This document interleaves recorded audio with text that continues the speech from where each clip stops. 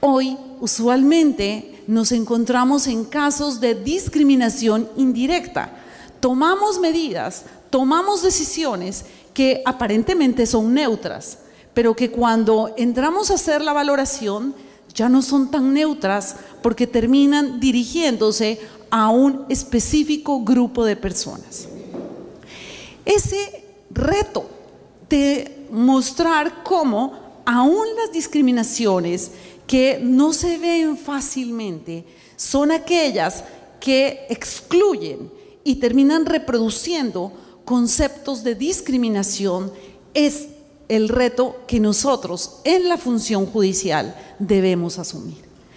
Ese poder transformador de la decisión judicial es la invitación para quienes aplicamos el derecho, nosotros desde las decisiones judiciales y ustedes también aquí, muchos funcionarios administrativos, desde su cotidiano vivir en la gobernación, en la alcaldía, en las comisarías de familia, es donde deben entender que el principio de no discriminación corresponde a una norma vinculante con plena eficacia normativa. En esa tarea de averiguar cuándo estamos tomando medidas que discriminan por razones que histórica, culturalmente, se afianzaron en nuestra sociedad, es que nosotros queremos aquí dejarles a ustedes varios temas para que podamos identificar cuándo nosotros desde nuestra función podemos aportar en ese cambio que requiere la sociedad. Nosotros en el transcurso de la mañana intentaremos mostrarles cómo desde las decisiones judiciales podemos hacer transversal el tema de la igualdad. La igualdad no solamente está en el derecho de la familia, en donde debemos tratar igual a través de derechos y obligaciones al papá y a la mamá. No solamente está en el derecho penal, en donde la investigación debe contar con algunos elementos de juicio para poder desentrañar esas situaciones de discriminación. También en el derecho laboral, también en el derecho civil. El tema de la igualdad es un asunto transversal en el derecho. Tanto que el artículo 13 de la Constitución nos señala la igualdad como un principio, ha dicho la jurisprudencia constitucional, valor y derecho que es vinculante y obligatorio para todas las autoridades públicas. Yo, al leer el artículo 13 de la Constitución, no encuentro una distinción en su aplicación. No encuentro que se debe aplicar por las autoridades administrativas, pero no por el juez, o que sí lo debe aplicar el juez, pero no lo deben aplicar los particulares. El artículo 13 de la Constitución es una norma con eficacia normativa para todos los operadores jurídicos del derecho. Y esta norma nos señala en la primera parte una norma clásica. Aristóteles nos hablaba de la igualdad formal, pero también de la igualdad material. Igualdad entre iguales, diferencia entre los distintos. El inciso segundo del artículo 13 de la Constitución obedece incluso a muchos compromisos internacionales del Estado colombiano. Esos compromisos internacionales les dice: usted, operador jurídico, usted, Estado, de manera especial, debe actuar de manera activa, debe intervenir para desequilibrar o para equiparar. Estas son las que en jurisprudencia se han denominado medidas de acción afirmativa o medidas de discriminación positiva para una zona de la doctrina, en donde les dice: es en ocasiones necesario que el Estado intervenga para combatir la discriminación. Es necesario tomar medidas de acción para tratar distinto. Claro que todos somos iguales ante la ley y todos debemos ser tratados iguales si somos iguales, pero hay momentos en donde por razones naturales, por razones sociales, por razones económicas y por razones culturales, como nos ha pasado con el tema de las mujeres o de la población LGTBI o los indígenas, en donde cultural e históricamente nos han tratado distinto. ¿Por qué? Porque somos mujeres. Razones que hoy el ordenamiento jurídico no los ve suficientes. Es necesario intervenir en esas relaciones en donde histórica, cultural, económicamente, tenemos desequilibrios de poder. Es necesario tomar decisiones en favor del grupo que históricamente se encuentra discriminado. En esa tarea de intervenir es donde aplicamos la equidad. Es donde nosotros, los jueces, aplicamos la Constitución, aplicamos el artículo 13. Por eso es muy usual hoy que ustedes se encuentren en la jurisprudencia, incluso, por ejemplo, cuando estamos valorando pruebas, cómo es necesario determinar el contexto en el que nos encontramos. Si usted está analizando una situación de derecho de familia, en donde hay un maltrato en el hogar, indudablemente la forma como va a analizar la prueba es distinta a si la situación es de público conocimiento. Normalmente el hogar es un lugar íntimo, es un lugar en donde solamente accede el Estado con situaciones absolutamente excepcionales. Sin embargo, las estadísticas nos muestran que en Colombia, según el DANE, el lugar más peligroso para las mujeres es el hogar. Las estadísticas de medicina legal nos han mostrado que el mayor riesgo de muerte de las mujeres en Colombia está con la pareja.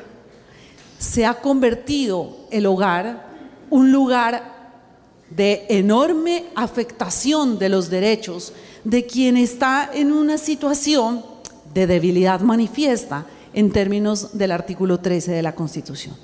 Por eso, si usted es un juez de familia, por ejemplo, tiene que buscar unas estrategias de intervención en la protección de estas personas que pueden resultar afectados en sus derechos en el hogar.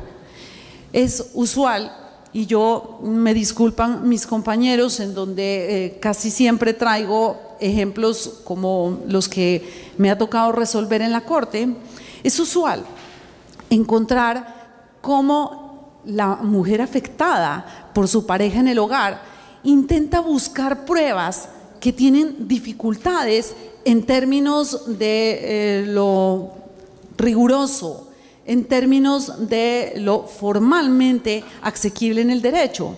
Es usual que la mujer utilice pruebas sin permiso de un juez. Es usual que la mujer utilice pruebas sin el permiso de la pareja cuando va a grabar. El caso que es paradigma de esta explicación es uno en donde una mujer pidió el divorcio porque su esposo la maltrataba. El maltrato nunca fue físico.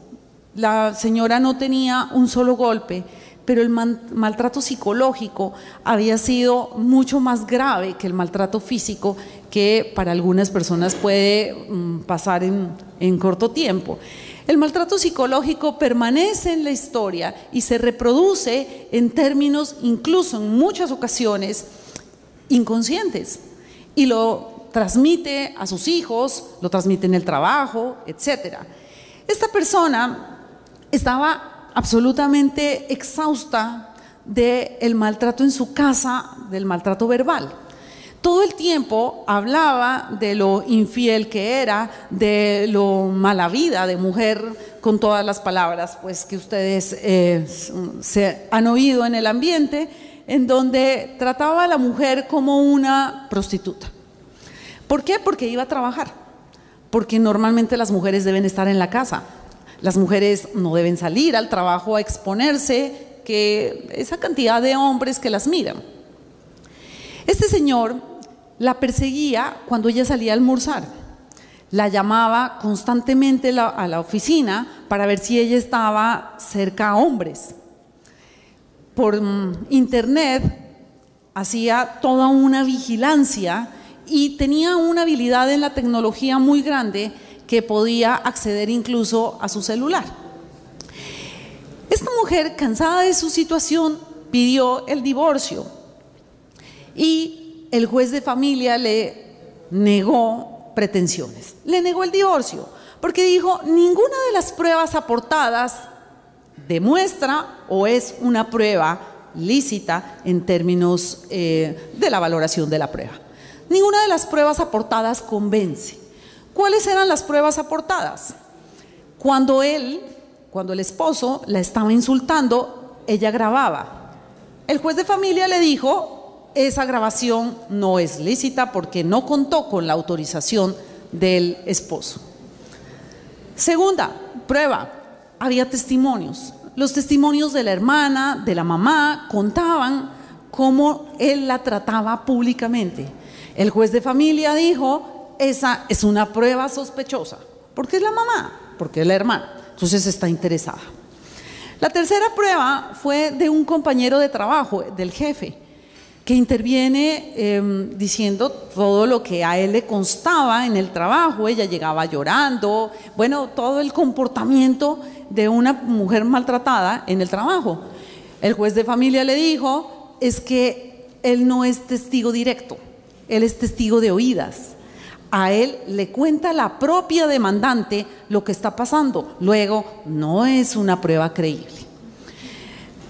Llega el asunto por vía de tutela y la Corte Constitucional asume el conocimiento, y la primera manifestación, el primer acercamiento que tenemos es: bueno, y entonces una mujer maltratada en su casa, ¿cómo demuestra su maltrato? ¿Cómo demuestra la violencia si efectivamente al interior del hogar es un interior regido por la intimidad? ¿Cómo demostramos si no es a través de las personas más cercanas? Uno no le cuenta al vecino: venga, entre a mi casa para que oiga cómo está tratándome de mal, porque evidentemente cuando entra el vecino, el esposo actúa perfectamente. Evidentemente no es posible demostrar la violencia psicológica si no está en los ámbitos de intimidad del hogar. La Corte, bajo el análisis de contexto, pero también bajo el análisis de lo que implica la prueba en situaciones de desequilibrio de poder en una relación, llega a la conclusión que hubo un exceso ritual manifiesto a cargo del juez de familia. Un ejemplo absolutamente simple y muy usual en la práctica de nosotros los jueces. Es importante entender que nosotros los jueces debemos aplicar el derecho con criterios de justicia material. Es necesario aplicar el derecho no solo con los rigorismos procesales que constituyen garantías, sino también con el entendimiento de que el juez debe analizar los contextos de desequilibrio de poder. Esta es la invitación que nosotros les hacemos a ustedes desde la Comisión Nacional de Género y que nos ocupará la mañana para que nosotros busquemos que nuestra tarea realmente constituya un verdadero cambio de paradigma social y que el derecho constituya una forma de paz, una forma de tranquilidad en todos los escenarios de nuestra vida. Es una invitación de la Comisión Nacional de Género para construir una sociedad y un país mejor para nuestros hijos, nuestras hijas, nuestros nietos y nuestras nietas. Muchas gracias por su atención.